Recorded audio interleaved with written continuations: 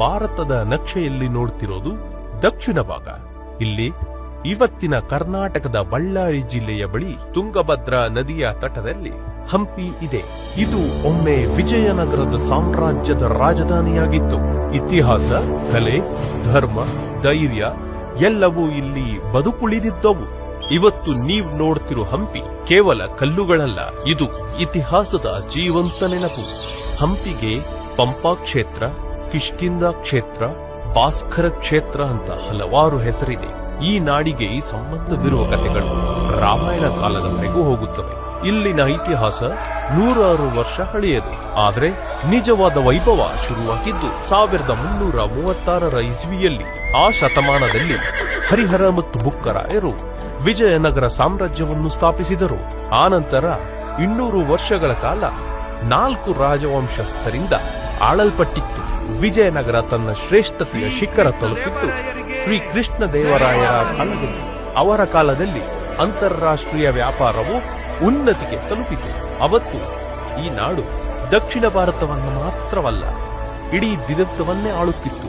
ನೀವು ಈಗ ನೋಡ್ತಿರೋದು ಮುರಿದು ಬಿದ್ದ ಗೋಪುರಗಳು, ಬಿರುಕು ಬಿಟ್ಟ ಶಿಲಾ ಮಂಟಪಗಳು, ಧೂಳಿನಲ್ಲಿ ಮುಚ್ಚಿ ಹೋದ ಪವಿತ್ರ ಪಟ್ಟಣದ ಅವಶೇಷಗಳು. ನಾನು ರಾಮದಾಸ. ಶ್ರೀ ಕೃಷ್ಣ ದೇವರಾಯರ ಆಡಳಿತದಲ್ಲಿ ನಾನು ವಿಜಯನಗರ ರಾಜದರ್ಬಾರದ ಗೌರವಾನ್ವಿತ ಸದಸ್ಯನಾಗಿದ್ದೆ. ನಮ್ಮ ಕಾಲಘಟ್ಟದಲ್ಲಿ ಹಂಪಿ ಹೇಗಿತ್ತೋ, ಹೇಗೆ ವಿಜೃಂಭಿಸುತ್ತಿತ್ತೋ ಇದನ್ನು ನೋಡುವ ಕುತೂಹಲವಿದೆಯೇ? ಬನ್ನಿ ಹಾಗಿದ್ರೆ ನಮ್ಮ ಕೃಷ್ಣದೇವರಾಯರ ರಾಜ್ಯಕ್ಕೆ. ಇದೇ ನೋಡಿ ವಿಜಯ ವಿಠಲ ದೇವಾಲಯ. ಇಲ್ಲಿ ಕಲ್ಲುಗಳು ಹಾಡುತ್ತವೆ, ಸ್ತಂಭಗಳು ಸಂಗೀತ ಕೊಡುತ್ತವೆ. ಇಲ್ಲಿ ದೇವರ ಕಲ್ಪನೆ ಸತ್ಯವಾಗಿರೋ ಹಾಗೆ ಅನುಭವವಾಗುತ್ತೆ.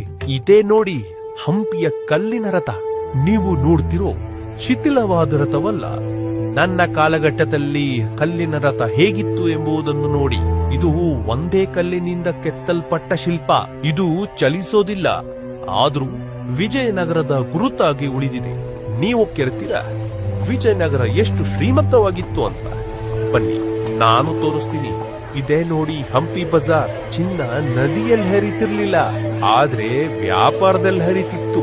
ಪರ್ಷಿಯನರು, ಚೀನಿಯರು, ಅರೇಬರು ಎಲ್ಲರೂ ಇಲ್ಲಿಗೆ ಬಂದು ವ್ಯಾಪಾರ ಮಾಡುತ್ತಿದ್ದರು.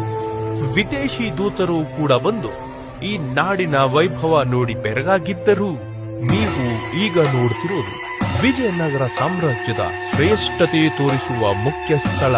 ಅಂದರೆ ಇದೇ ಮಹಾನವಮಿ ದಿಬ್ಬ. ಪ್ರತಿ ದಸರಾ ಹಬ್ಬದ ಸಮಯದಲ್ಲಿ ಇಲ್ಲಿ